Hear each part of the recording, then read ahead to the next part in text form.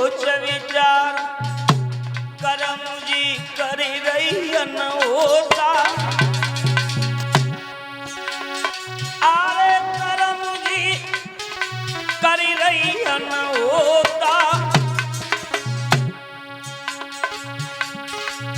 सब कपड़ा जर उतारी लगाई लई काया से पोता।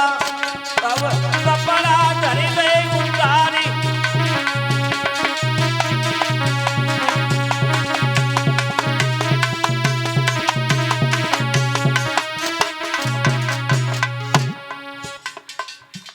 वेद व्यास जी ने मंत्र का उच्चारण किया। पूछा मैया ये कौन? हाँ ये मेरे लला की छोटी बहू। बिल्कुल सही है। पुत्र इसके भी पैदा होगा। कैसा होगा? बोले इसके जो पुत्र पैदा होगा उसे हमेशा ध्यान रखना, पीर या पांड का रोग नहीं छोड़ेगा। कोई और हो तो भेजो, कोई और हो तो भेजो। बोले सुनो, एक घर में हाँ दासी और रहती है दासी, और उस दासी का नाम था शिल्पा। सेठी नहीं, सिर्फ शिल्पा। और वो शिल्पा नाम की जब दासी थी, दासी तो गई, दासी तुम चली जाओ। दासी कहने लगी जरूर जाइए, जरूर जाइए, क्योंकि अगर मथुरा में रहोगे तो राधे राधे तो बोलना ही पड़ेगा। जब जाके बहू नहीं शर्म ना आए, जाके बहू नहीं शर्म ना आए तो फिर हमें ही कोई बात की चिंता है, बताओ। और अगर आज ऐसे व्यवस्था बनती तो याद रखियो, 1 साल पहले नंबर लगा लेते तो वो नंबर नहीं आता ना। लेकिन दासी से गई, दासी तुम चले जाओ। दासी चली भकभकाते वही, और दासी कहने लगी हाँ हमें मालूम है। दासी सामने से निकली और एक बात कहते गई। दासी क्या? हमें तो जलगत या तो जी बाबा पागल है गो, और या जी मैया पागल हो गई। बुदबुदाती हुई जब दासी निकल के गई, वेद व्यास जी ने मंत्र का उच्चारण करके कहा कि मैया ये कौन? बोले दासी। बोले पुत्र इसके भी पैदा होगा, लेकिन इसके जो पुत्र पैदा होगा उसका मुंह कभी बंद नहीं रहेगा। क्यों? क्योंकि ये बुदबुदाती हुई गई। तो देखो आंखों से जो पट्टी बांध के गई उनके कौन हुए? अंधे धृतराष्ट्र। और शरीर से पोता मिट्टी लपेट के गई उनके हुए पांडु। और जो बुदरी बुदुर करते वही दासी गई उसके हुए महात्मा विदुर हुए थे। जब पैदा हुए बताया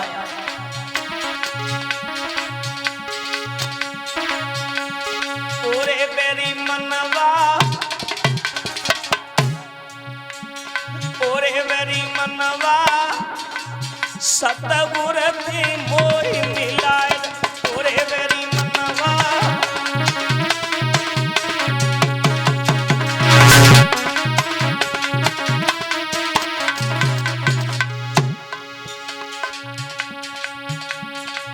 काम क्रोध मद मोह तेरे, जन्म जन्म के दुश्मन तेरे, जन्म जन्म के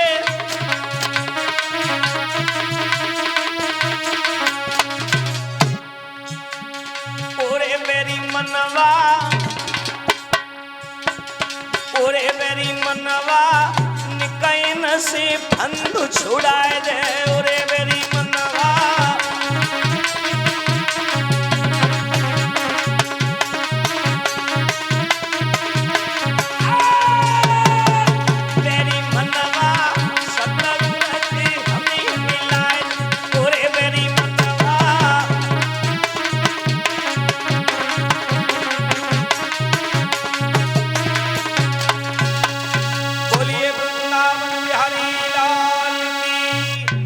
श्री सूत जी महाराज बोले सोनकादिक ऋषियों, समय व्यतीत होने के बाद जब ये पुत्र पैदा हुए, धीरे धीरे धीरे धीरे जब ये थोड़े बड़े हुए, क्या हुए?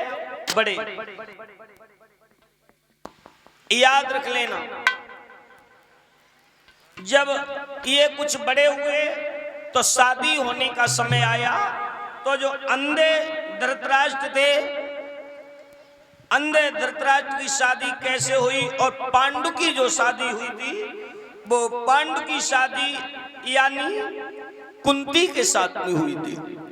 और जब पांडु की शादी कुंती के साथ में हो गई, सज्जनों ध्यान रख लेना माताओं, अब रह गए कौन? अंधे धृतराष्ट्र। अब तुम खुद अंदाज लगाओ कि अंधे धृतराष्ट्र जब शादी के लिए रहे तो अंधे की अब शादी करे तो करे कौन? कोई करवे को तैयार ना है वो। तो एक दिन ये देखा कि काबुल के महाराज सुबल थे। कहां के? काबुल के। एक काबुल के रहने वाले महाराज सुबल की बेटी का नाम था गांधारी, और इस गांधारी का बहुत बड़ा स्वयंवर हो रहा था। क्या? स्वयंवर। और स्वयंवर कहते हैं जो स्वयं बरनी, जो स्वयं बरनी अगर अपने वर को चुने बस उसी को हम लोग स्वयंवर कहते हैं। याद रख लेना भगवत प्रेमियों, जब समय के अनुसार बड़े बड़े बलशाली बड़े बड़े विद्वान गए हैं, और जब बड़े बड़े विद्वान जब गए हैं तो शादी करने के लिए जब वहां पहुंचे तो अंधे धृतराष्ट्र भी लेकर के गए हैं। जब अंधे धृतराष्ट्र को लेकर के बाबा भीष्म पहुंचे हैं और बाबा भीष्म भी बैठे हैं, और धीरे धीरे वही हुआ। जब अंधे धृतराष्ट्र को लेकर के जब बैठे हैं, बड़े बड़े विद्वान बड़े बड़े बलशाली बैठे हुए हैं, और गांधारी बरमाला लेकर के जैसे ही आई तो अब देख रहे हैं कि जो किनके गले में बरमाला डालें, किनके में डालें। बाबा भीष्म बैठे हैं। बाबा भीष्म सोचने लगे अंधे धृतराष्ट्र के गले में पड़ जाए तो अच्छी बात है, लेकिन गांधारी ने एक नजर भर के तो किने देख लो, किने? अंधे धृतराष्ट्र को। लेकिन द्वारा गांधारी ने उनकी तरफ नजर भी न करी, और जब नजर ना करी सो उसी समय याद रखना भगवत प्रेमियों, बाबा भीष्म समझ गए। और बाबा भीष्म जब समझ गए बोले अगर ये आज बरमाला किसी और के गले में पड़ गई तो हमारा तो अपमान हो जाएगा, हम तो मरने लायक भी नहीं रहेंगे, क्या करें? बाबा भीष्म ने आवाज लगा डाली। बाबा भीष्म चिल्लाने लगे और जवाब दिया, लड़की लड़की खड़ी हो जा। बोले इतने बड़े हुए स्वयंवर में तुझे कोई लड़का नजर नहीं आया जो अभी तक तूने किसी के गले में बरमाला डाल ही नहीं पाई, और अब ये बरमाला नहीं पड़ेगी? पड़ेगी, लेकिन कैसे पड़ेगी? सुबल महाराज कहने लगे बताओ, तुम ही बताओ कैसे पड़ेगी। बोले अब ऐसे नहीं पड़ेगी, सुनो। और क्या बोले बाबा भीष्म?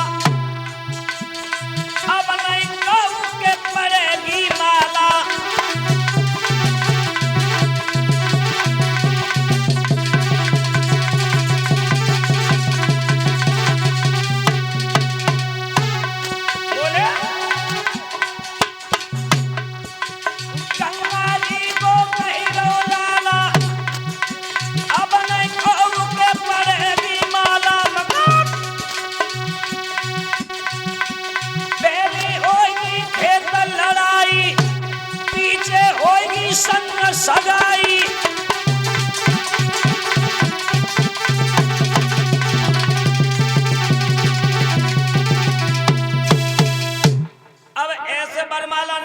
पड़ेगी? कैसे पड़ेगी बताओ? बोले यहाँ लड़ाई होगी, लड़ाई, और जो युद्ध में जीत जाएगा अब तो गांधारी उसी की होगी, वरना अब कोई यहां से ऐसे नहीं ले जा पाएगा।